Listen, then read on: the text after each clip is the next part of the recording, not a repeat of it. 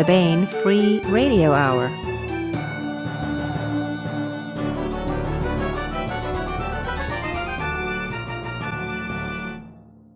On the podcast, Jane Lindskold and DJ Butler talk right here about overwhere and one man's quest to find a new life on another world and find his lost dog in the process.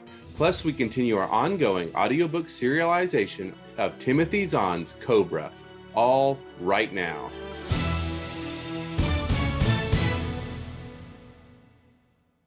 Welcome to the Baen Free Radio Hour. It's a pleasure to have you along. I am Baen Associate Editor and your podcast host, David Afsharirad.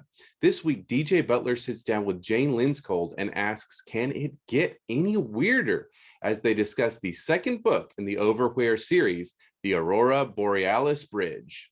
But first, the news.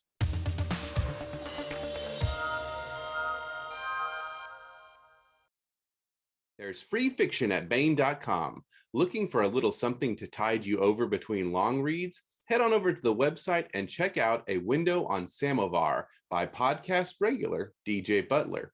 The story is set in the world of his upcoming novel, Abbott in Darkness, and serves as something of a prequel to that tale. Let's take a look. John Abbott and his family hoped his new job on the far-flung colony world of Samovar would be a fresh start. The trip aboard the starship Oberon, while not the height of luxury, wasn't so bad, except for the fact that there were no windows aboard the craft save the observation deck, which was reserved for dignitaries, a fact which was no end of frustration to Abbott's young daughter, Ellie. But now they are about to reach their destination and their new lives. But before they do, they'll have to find their pet dog, Annie, who has gone missing aboard the Oberon, and in the process discover some strange and wonderful secrets. That's A Window on Samovar, free fiction by DJ Butler. And that's it for the news.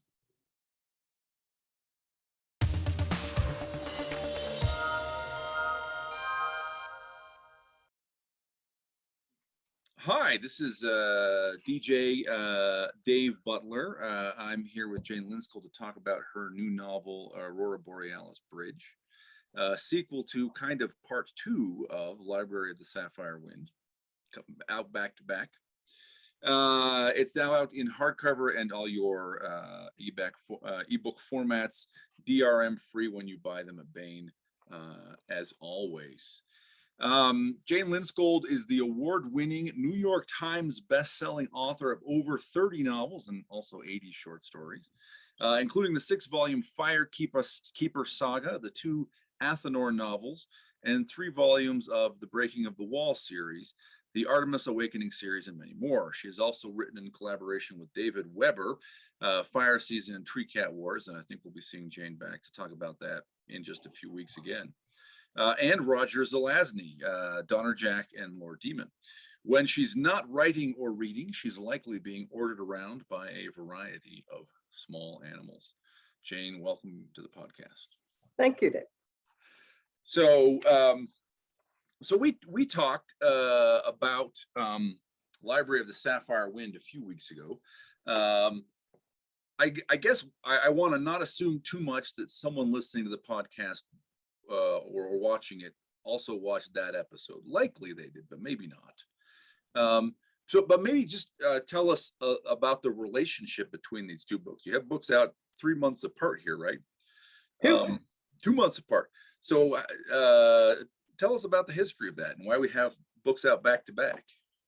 Well, part of it is because when I started writing it, like Topsy says in Uncle Tom's Cabin, it just growed. And it hit a point where to publish it as one book would be, especially in the current marketplace, just untenable.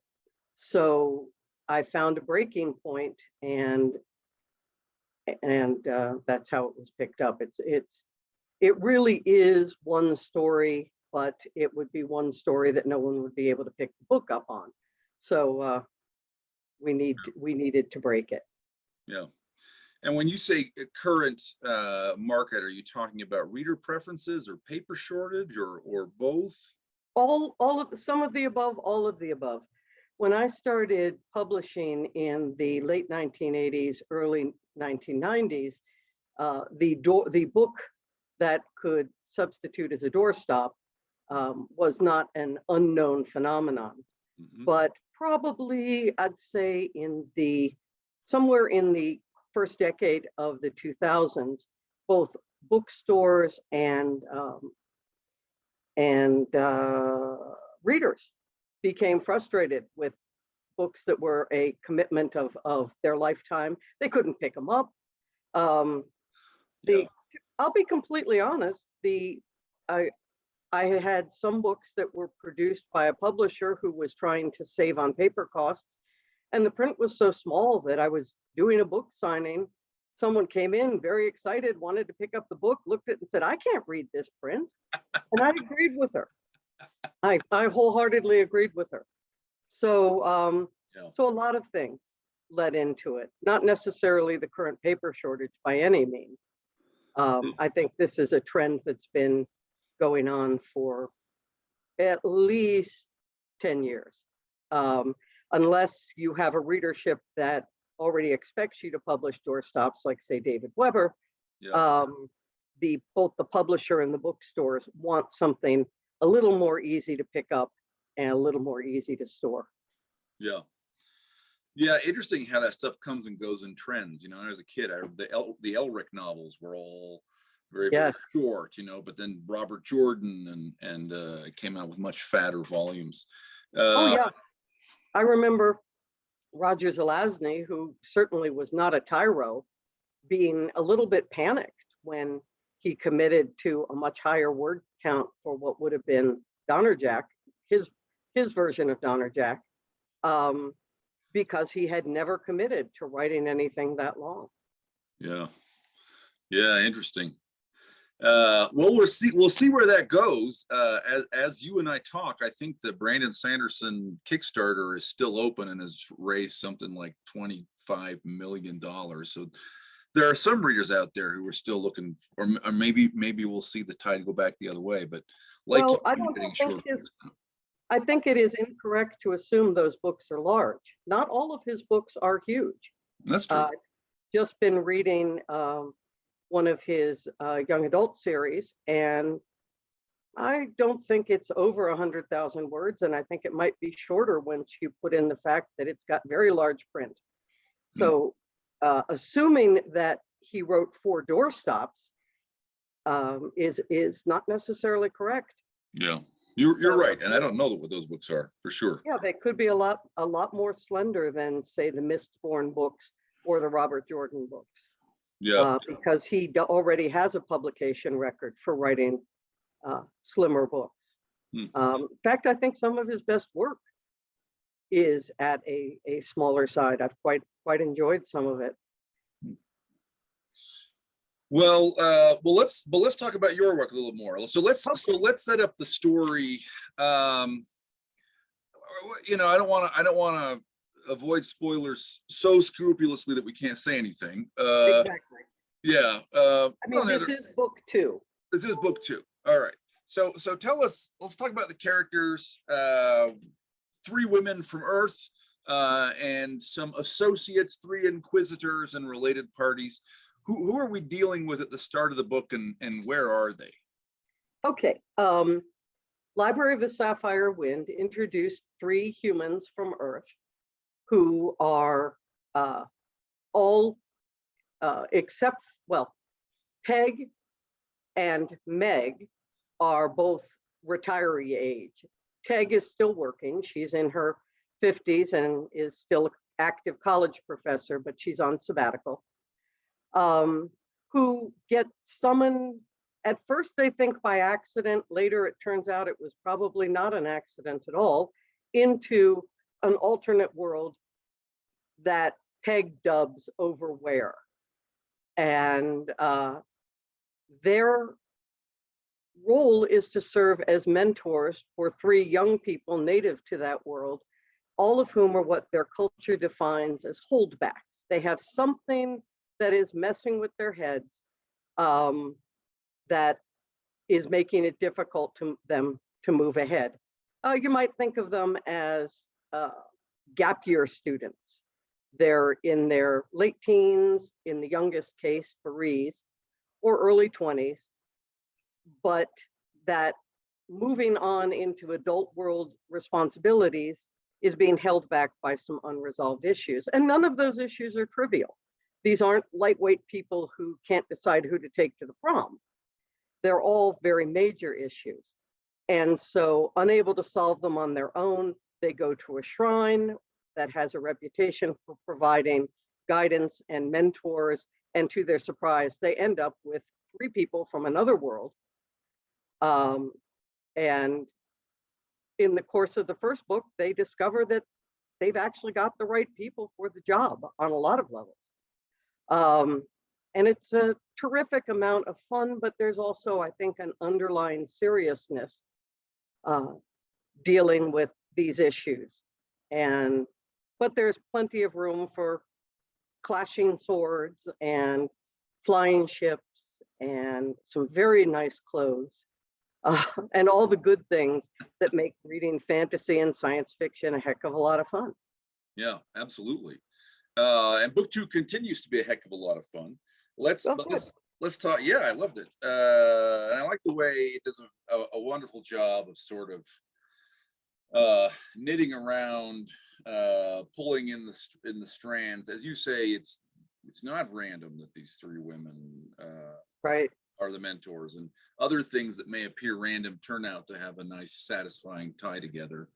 So these holdbacks, or they're also called by the translation spell that operates between English and the language of this other world of overwear. They're called inquisitors, because they have a question, they have a problem. Yeah, they have questions. They have questions. So let's talk about those. Oh, by the way, they are therianthropes. They are beast people. Right. From the perspective of the Earthlings, they look like a human shape, but animal features. Right. Animal. They have essentially a bipedal human form from the neck down, but they're above the neck. It kind of merges around the neck. They have what we would call an animal head. Grunwald's is of a stag. Xerax is of a lion, and Varese's is of a fox. They also have the appropriate tail, and fingernails and hands will have sometimes claws or just heavier, thicker nails. And body coloring will follow the pattern of their animal self. So Varese, who is the fox marked one, since the red fox tends to have darker paws, has darker hands and very dark fingernails. So it's not just a, paste on your Halloween head from the party store and a tail. It's a complete hybridization. Yeah, so complete that they don't perceive themselves as hybrids at all. No, in fact, they're rather startled that Meg, Peg, and Teg all look, as far as they're concerned, pretty much alike. Yeah. There's a delightful moment later in the book. Meg, Peg, and Teg wear masks around so as not to startle or frighten the locals with their horrifying human faces. And there's a delightful moment later in the book where I think it's Peg uses that to her sudden tactical advantage, which is I won't talk about it more than that. But. I like that moment too. Yeah. Peg is definitely the madly impulsive one. Yeah. And I love some of the stuff she comes up with in there. And I'm one of those horribly intuitive plotters who, honestly, my players do have a tendency to do things like rip off their mask and run screaming. And I'm going, oh, well, I didn't expect that, but that's cool. Let's run with it. That's great. So, okay, well, the challenges that the Heldback have, at least 2 of them are still active, right? Grunwald gets some kind of resolution in the first book. Right. Tell us maybe a little bit about his illness, or his challenge. and his background. Well, one of the things, and this is a big spoiler, so those of you who haven't read Library of the Sapphire Wind, do this. Yeah. Grunwald's father, Connell, is suffering from a disease not unlike ALS, Lou Gehrig's disease, which, by the way, killed my dad. So, you know, write about what you know. And one of the things that really disturbs Grunwald is that nobody seems to be looking for a cure. That's his holdback. He can't, as he says, how can I just go on and, you know, finish college and start helping run the family business when nobody seems to be doing anything about what's happening to Dad? So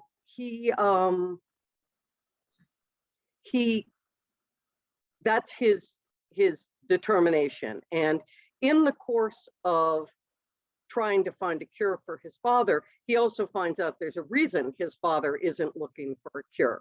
And that's because it turns out that, cover your ears, folks, that the three inquisitors' parents, they don't know this, were all what is politely termed extraction agents, and were directly responsible, though not by intention, for the destruction of the Library of the Sapphire Wind. So suddenly what seemed to be unconnected things begin to thread into each other. And by the time they have what will not prove to be a complete cure for Connell, but at least enough to get him back to functioning, they also are beginning to suspect that it's not a coincidence that the shrine sent them to the library to find answers to their problems. So by the end of Library of the Sapphire Wind, we have a solution for Grunwald. And we're sort of partway into Varise's. Yeah. Varise's problem is that there is a child she is looking for, her little sister, ostensibly, and no one will help her. And every time she's looked, she's been run up short. But by the end of Library of the Sapphire Wind, they're at least moving toward assembling what they're going to need to find that out. And then the last of the Inquisitor's quests also has to do with a missing person, but in this case, it's Zarak's teacher. Zarak is an extremely talented young wizard, and he was sort of part of a very small tutorial school rather than attending the big university. And one day his master just suddenly vanishes. And he's very upset. And later on, you find out why he blames himself so horribly for his master's vanishing. Yeah. So those are their three inquisitions. Yeah. And can you pull the shade out? and I'm going to make a little comment, so I guess I'm going to say this is a spoiler also. So maybe you want to cover your ears if you really don't want spoilers. But I just thought it was very poignant and played with a very gentle touch. The sort of it's easy to overplay the idea that Zarak might have been attracted to his teacher, and that might have been part of sort of the tension and where things went wrong. And that was very you played it with a very light and gentle touch, and I thought that was that made it poignant. Well done. So thank you. Yeah. I should have like a signal, like for cover your ears. Yeah. And then now you can uncover them. Okay, and there's also it's not quite right to think of those as main plots, because those the Inquisitions are driving them, but there's sort of another piece connected with all the Inquisitions, which is the recovery and reassembly of this artifact, right? Called the Bajed of the Weaver, and as of the book, which is like a nest with, and then a bird and then a cap, right? Is that right? It's got a spindle base on which there is an intricately carved nest, and then the bird is actually the cap that holds the three parts together. Oh, that's right. That's right. Mm-hmm. So, and as of the end of book one, they basically have 2/3 of this. Mm-hmm. So book one opens, we see the three Inquisitors, children of the extraction agents, maybe burglars. And their three mentors, they're all the library. Now you mentioned the library of the Sapphire Wind. This is far from an ordinary library. Yes. Tell us maybe a little bit, because it continues to be a character, really, that drives the direction. Right. The Library of the Sapphire Wind, at the time of the first book starting, was destroyed about 25 years ago, and pretty thoroughly, or so it seems. It turns out that the main body of the structure actually sort of earthquake dropped beneath the level of the ground, which is why people assumed it had been completely crashed. But the Library of the Sapphire Wind has basically what the Romans would have called a genius loci, or loci, depending on who your Latin instructor was. And they just refer to it as Sapphire Wind. It's a intelligent but damaged entity.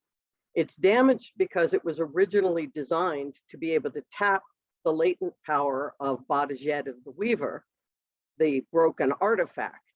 So it has done its best. And one of the things that it drained itself dramatically in order to do is it saved all of the people who otherwise would have died during this horrific accident by archiving them.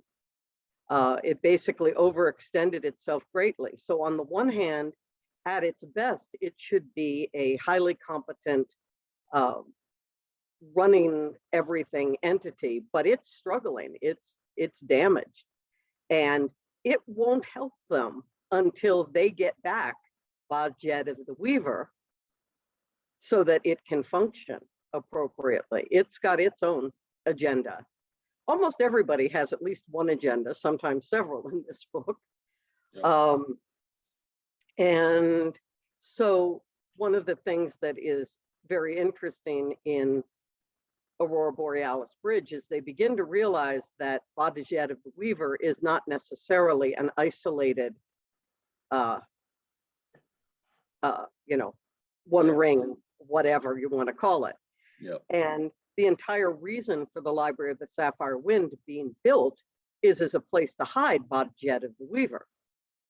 Because if you have a place that's full of magic, it will mask the signature of something very powerful. So who the heck was this wizard who was going to such extent? I mean, there are mysteries within mysteries and entwinings within entwinings.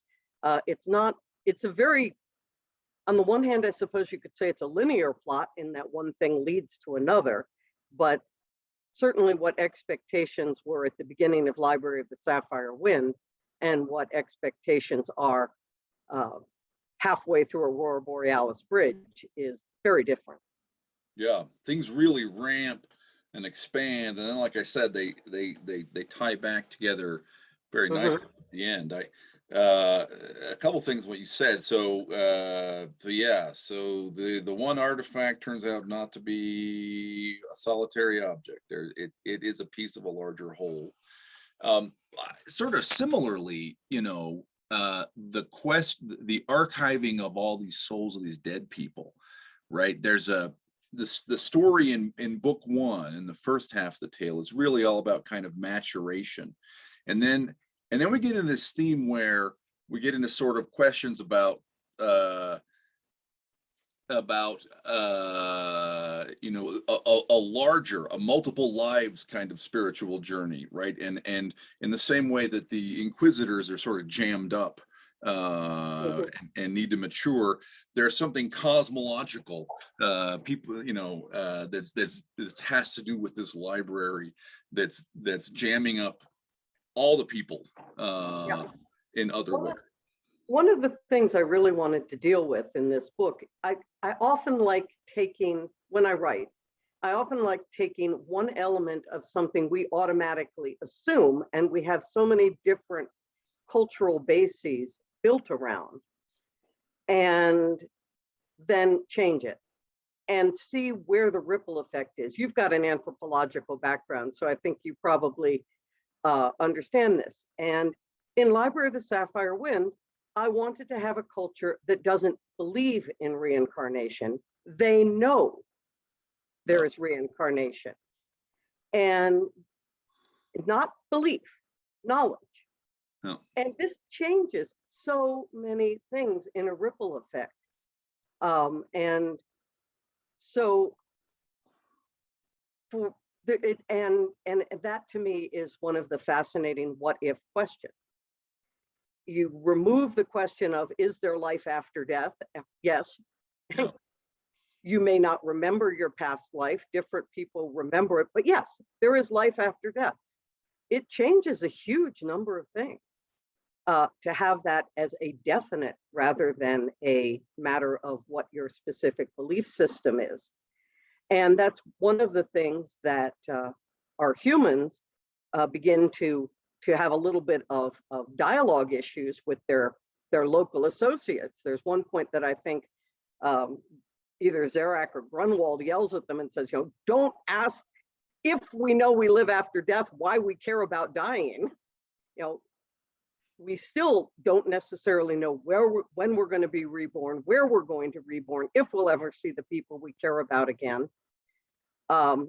So it allowed me to take a look at one of the big powering issues in human societies throughout the ages has been the question of not will there be, but is there, and what form it will take. Yeah. And Library of the Sapphire Wind and Aurora Borealis Bridge are very much powered by, let's see what the implications are of reincarnation. Yeah. And it's interesting, you say, cross-human society. I mean, I think that's right. It's a universal worry, right? We all become conscious of death at some point. So I love the fact that as the character, everything is a point of view of Teg in book one and also in book two. But of course, there's a lot of conversation among the characters. And as the women in particular are sort of understanding the cosmology they're in now, it's still not wholly alien to them, right? None of them is a Buddhist. None of them say, "Oh yeah, well sure, right? I'm Hindu and reincarnation." So there's some. I don't want to use too small a word. I don't want to say charming. There's some powerful. There's some interesting intersection with the Christian stories about, and most Christians don't think about those stories in terms of reincarnation, right? Some maybe, mostly not. So what I was referring to is the sort of the jamming of the cosmos is perceived as in terms of an angel with a flaming sword guarding the road back to Eden, right? Mm-hmm. Which I thought was a really powerful kind of syncretic way to tie your story into a lot of myths and stories about life after death. Well, one of the things that my humans immediately, fairly early in Library of the Sapphire Wind, realized is that their new friends, to them, they have the head of a fox, a stag, a lion, but there are no foxes, no stags, no lions in this world. There are no badgers, no lynxes, no antelopes, but they are here in the form of the non-human traits of one of the resident populations. Why? And equally, they begin to see echoes of linguistic things. We talked about this last time. They begin to see echoes of languages that originated early in our Earth history. What is the tie? So that had to be resolved, at least for me as a writer. I am not one of those people who am really happy with fancy window dressing and hand waving in fantasy. I've always, one of the great compliments my Firekeeper series has gotten over the years is from people who work with wolves, zookeepers, animal conservators, whatever, who say, thank you, your wolves are wolves. They aren't big dogs and they aren't humans in fursuits. Thank you, thank you. And I brought the same attention. There's a lot of research underlying this for all that I felt perfectly happy having ships that fly. There still is a tremendous amount of thought about the foundation. Not all of it will ever end up on the page because I'm not a big fan of infodumps. In fact, I completely hate infodumps and they make me climb walls. I had one writer friend who once admitted that, damn it, I did all the work, they're going to read it. And I thought, that's terrible. You're capable of better. And they probably won't read it anyway. They'll probably just skim to the next dialogue section. Exactly. Short Exactly. documents. Well, it's that work and those connections give the world a feeling that it is not frivolous, that it's not fanciful, that it has a genetic connection with real experience. Right? So so well done. Thank you, sir. Maybe we can give some indication without going too much into spoilers about some of the direction that the adventure goes. The first quest they go after is the ostensible baby sister, not baby, ostensible young sister of Varese, right? Right. What maybe tell us a little bit about kind of where that child is and a little bit about what that quest looks like. Oh, I love this one. Basically, Varese is looking for this little girl. She's about 4 years old. That's all she knows. She knows it's a girl. She knows she's 4 years old. Sapphire Wind is able to give them a name and a location. Problem is, the location is on the other side of the world. And their flying ship, Slice Wind, think of it more like a small plane. You know, flying to the other side of the world on a Cessna is going to take a while.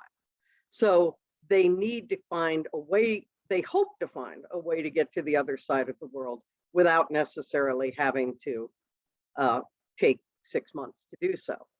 So they, when they get there, it's an island nation called the Creator's Visage Islands.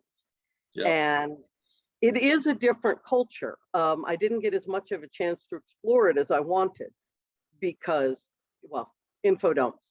But essentially, this culture is built around a tradition that their rulership can grant miracles. And when they get there, they find out, and to their shock and horror pretty quickly, that yes, the little girl is there, and she's been nominated for the role of the next grantor of miracles. The only problem is, at her age, it's going to essentially drive her spirit either right out of her body or so subject it to the stronger spirit that's moving into her body that she'll be effectively lost. So what starts out as, well, all we have to do is get to this place and find this little girl, turns out to be, we've got about 24 hours to get this kid out of there. And she's under guard in a, because she's the main attraction of the big festival that's going to start. Yeah. And poignantly, she kind of knows, right? She has communications with this to be reincarnated person. Yes. And he says he wants to wear me like a dress. Yeah. Just hard to read. Yeah. Yeah. And in the process of this, Varese also finds out some stuff about her parents, who she already wasn't getting along with terribly well. But she finds out even more about them. One of the things that I'm a big fan of is choice. I don't like stories about fate and destiny and you're the pre-programmed chosen one and all of that, because I think ultimately we all have, no matter how tragic or wonderful your life is, you have choices of how you're going to react to it. And the four extraction agents who destroyed the Library of the Sapphire Wind I didn't get to do as much with Zarak's mother as I wanted. I do want to do more with her later. But Connell, Grunwald's father, is really broken up over what he was part of. And part of the reason he won't search for a cure is because he doesn't want it to come out. He doesn't want even his wife to know what he did. Varisa's parents make a very different choice. Their opinion is, hey, we did it. We got away with it. Now we're going to create ourselves a position from which we can take advantage of this. And for Varese, who grew up a child of privilege with what to her seemed pretty doting parents, this is a shock. But I believe it's a matter of choice. It's not they were driven to it or anything, they chose. Yeah. There's an interesting, after the sequence on the creator's visage isles, and I want to come back and say a couple things about that still, but Thank you. yeah, there's a negotiation, and it's sort of, there's like it's an interesting insight without saying too much about it. Varese's, in some senses negotiating against herself and against her own interests, and the way that Inahem and Zark dealt with their past deeds kind of makes them vulnerable now. It's a very, it's not a kind of, oh, I say 10, you say 100, let's split the difference. It's, a negotiation where people have vulnerabilities and pressure points. I thought that was really verisimilitudinous. That was interesting to read. I come from a family of lawyers. What can I say? Oh yeah, there we go.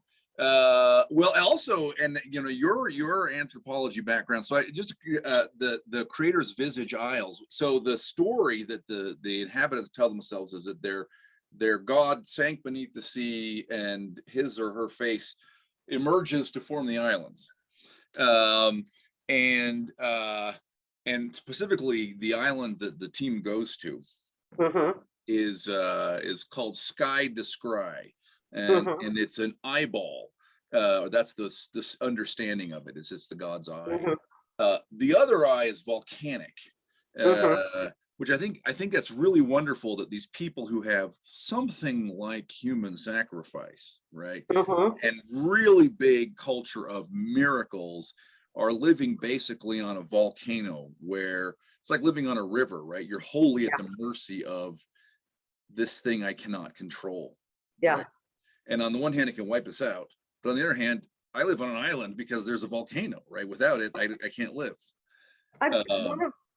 One of the impact on the design of that was a trip I made back in 1995 to New Zealand. And the local fans there are just marvelous. I'm still in touch with a bunch of them. And after the con was over, they took time to play tour guide. And one day we went out on a ferry ride, and the woman who was with us that day just started saying, yeah, in the early maps from when the British explorers came here, those islands aren't there. And it just really brought home that they were living in a place that within recorded European historical time had new islands. And I really liked that. I think it stuck with me. And when I started designing Sky Descry and its associated islands, it just creeped up and took its own shape. And worked its way into the culture, So I think that's fantastic. And maybe one more. Tell us about the way they get there. So the plane, it take too long to fly there, right? Fly a Cessna to New Zealand. The library says, hey, there's this, or they find in the library a device. What's that device? Tell us how that looks. Oh, it's basically a transport portal that you, to use modern terminology, program by how you arrange the different parts. And because I am a gamer with great enthusiasm, I decided that the different parts might as well look like polyhedral dice. So they aren't, but they are. Yep. But it works because one of the things, again, going back to info dumps, is what really matters about this device is will it work and how it works and what its limitations are. My readers don't need me to design and spend time describing all of the intricacies of, you know, we draw an alpha here and a beta here and a delta there and a, you know, fill it in with you know, chalk made from ground hair from Xerox, Maine. And, you know, if I do that much, then the reader really has every expectation of going, if you put me through all of that, why? It has to matter. They just walk through and get there. Yeah. So since I knew it was going to serve as a transport device, it provided a good shorthand for me to use. Before we run out of time, I do want to bounce over to one of the challenges they run into on their way to their final search for Xerox Master. Okay. Because to me, it ties in a lot to the world building. And that is their battle with the Uthing Grace. One of the things that was really important to me in this world, again, without info dumping, was to make it clear that while there are certain places where the biology seems to roughly parallel ours, I mean, the race to which our inquisitors belong is very bipedal human shape. There's an awful lot of creatures that either, like Heru the Zuzu, seem to echo dinosaur from our world, or like Grace are, wow, evolution took a different turn here, didn't it? And I love Grace. And when one of my friends was reading the manuscript, she said, "You have a really strange brain." And, you know, to me, though, that's one of the delights about writing science fiction and fantasy. If we're going to just, you know, hi, this is Japan, let's file off the serial numbers, etc., then why are we doing it? Go write a historical novel about Japan. So if I'm going to give you a fantasy or science fiction setting, there's either going to be a reason why it's a lot like Earth, or it's going to be very different. And one of the things I really liked about Overwhere were the times that I could let myself design something very different and work it into the plot. Yeah, that's fantastic. Well, we haven't exhausted all the quests. We haven't even touched on some of the quests yet. But is there anything else that you want? Hang on. Your signal's breaking up. Can you hear me? Your signal's breaking up. Okay. Am I still breaking up? Okay. Shoot. Okay. I'll just keep talking until you can hear me. Maybe. Is that okay? Am I clear? Am I still? You sound like a Cylon.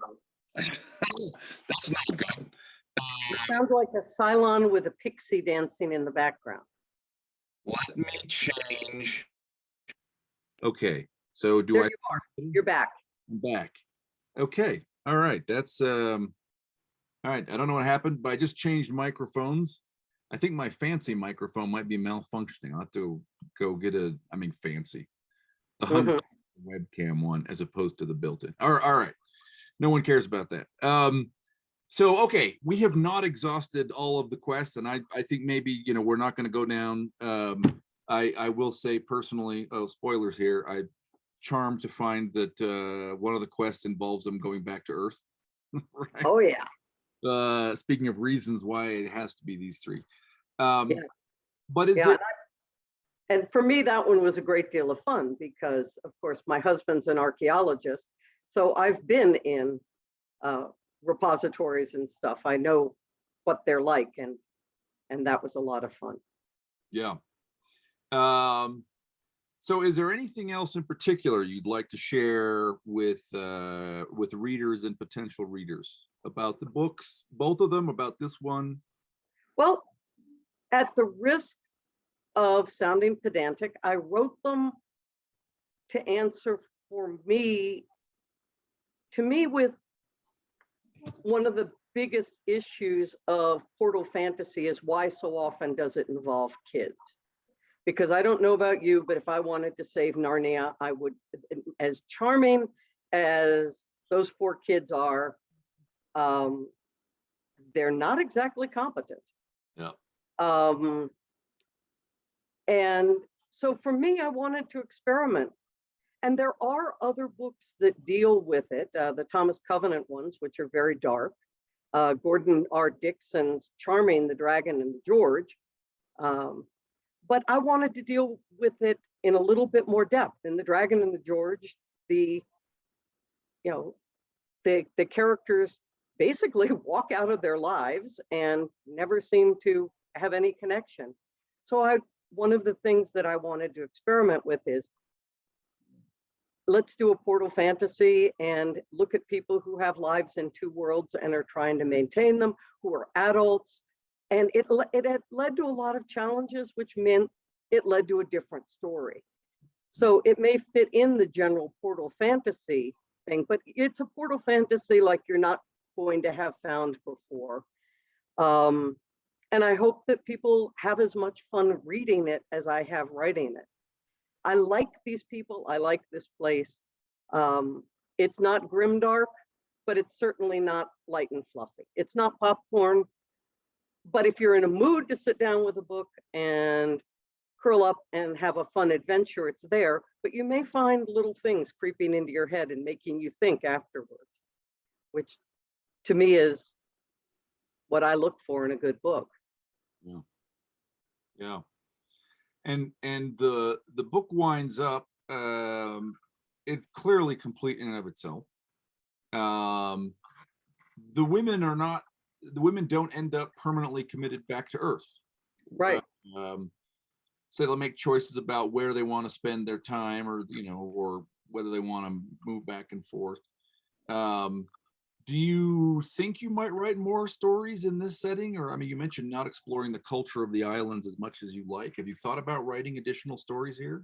I definitely want to, because I like it there, and I think there's room for more stories.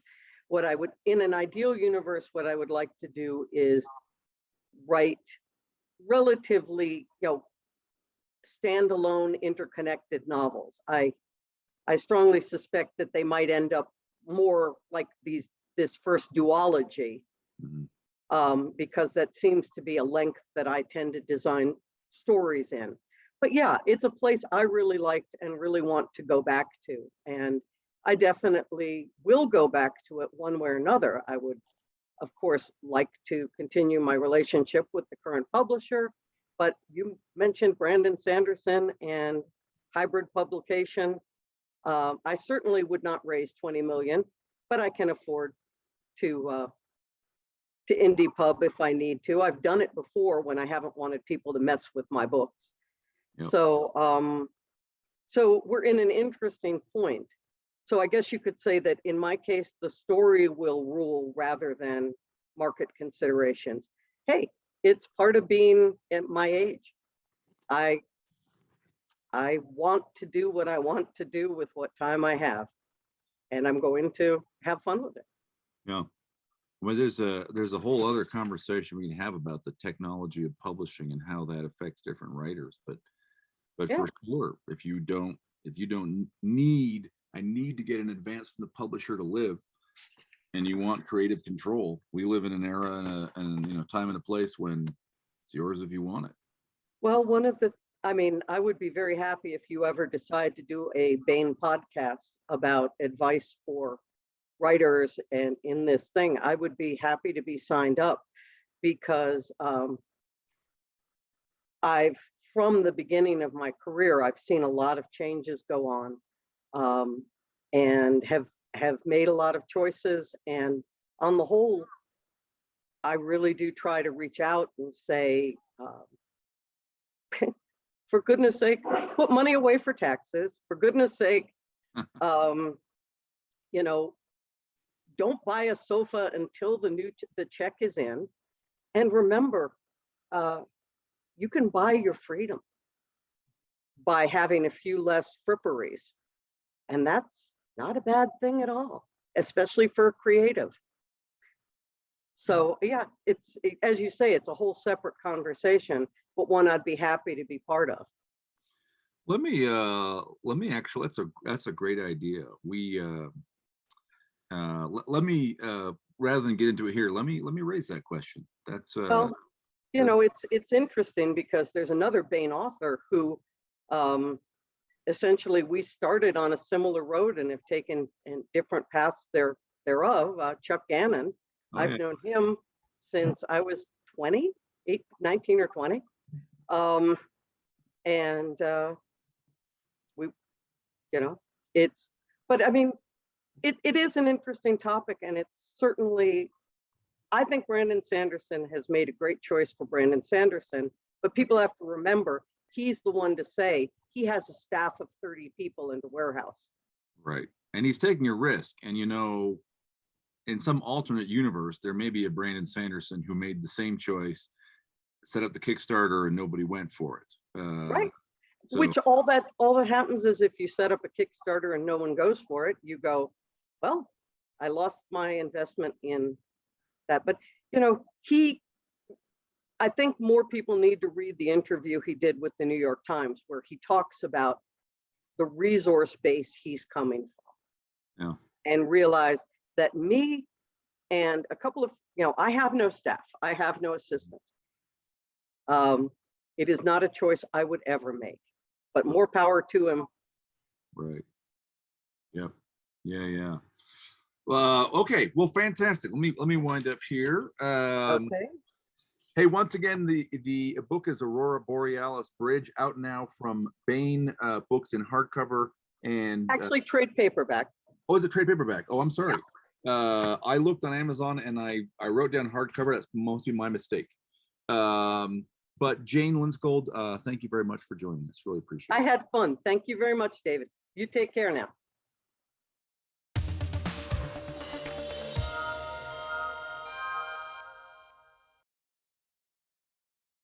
And now we bring you Timothy Zahn's Cobra.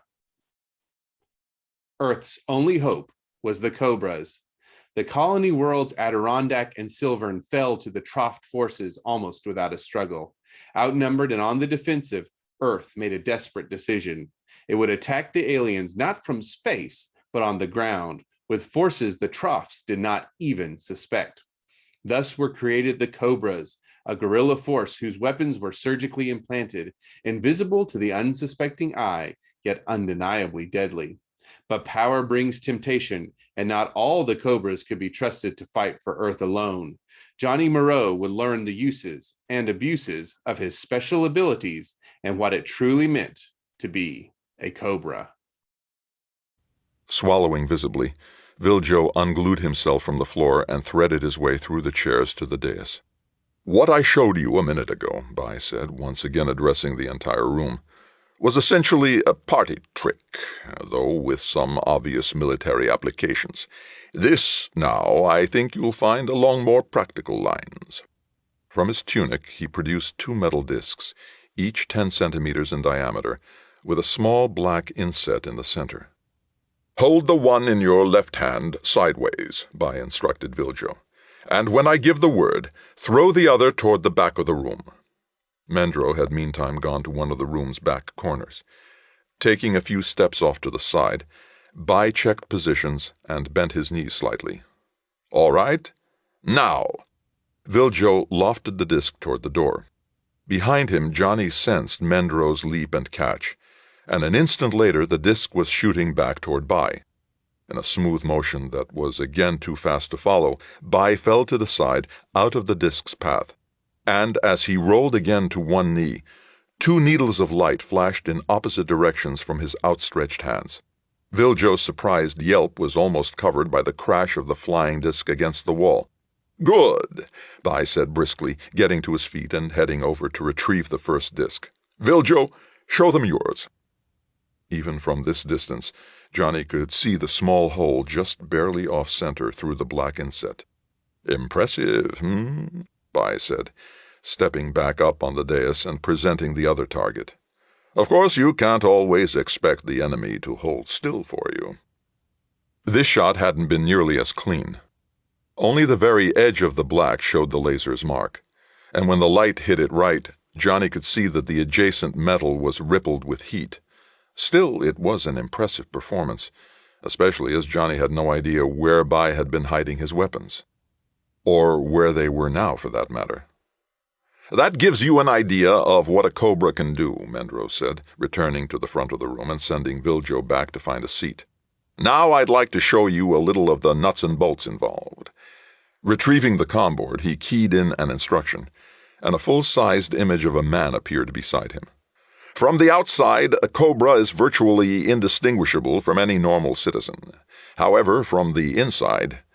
The hologram's exterior faded to a blue skeleton with oddly shaped white spots scattered randomly around. "The blue is a ceramic laminae, which makes all the major and most of the minor bones unbreakable for all practical purposes. That, along with some strategic ligament strengthening, is half the reason C3 Baen was able to pull off those ceiling jumps without killing himself. The non-laminated areas, you can see, are there to allow the bone marrow to continue putting red blood cells into the system." Another touch on the comm board, and the piebald skeleton faded to dull gray, forming a contrast to the small yellow ovoids that appeared at joints all over the hologram. "Servo motors," Mendro identified them. "The other half of the ceiling jump.